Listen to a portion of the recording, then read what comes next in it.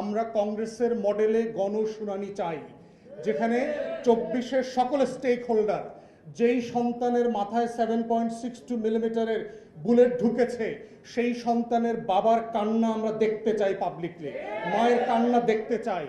যারা সিডিআই করে দেওয়ার আলোচনা করতেছে, শাওনদের এত দুঃসাহস কোত্থেকে হয়? কারণ শহীদদের গল্পগুলো মুছে দেওয়া হয়েছে। 1400 শহীদদের কোনো আমলনামা নাই, তাদের কোনো জীবনী নাই, অথচ দেখবেন এর ভিতরেও নাটকীয়ভাবে দেখবেন এইগুলোকে গণমাধ্যমে প্রত্যেকদিন টকশোতে আলোচনা।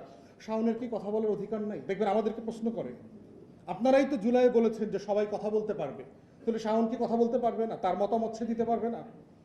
মানে গণহত্যার পক্ষে সম্মতি দেবার জন্য মত প্রকাশের স্বাধীনতা যে সাংবিধানিক অধিকার, সেইটা প্রতিষ্ঠার জন্য সবাই মিলে চেষ্টা করছে, কিন্তু আমরা ফ্যাসিবাদকে কালচারালি, পলিটিক্যালি, জুডিশিয়ালি ফেস করবার জন্য সাফিসিয়েন্টলি সেটা একমত হয়ে এই কাজগুলো করতে পারছি না।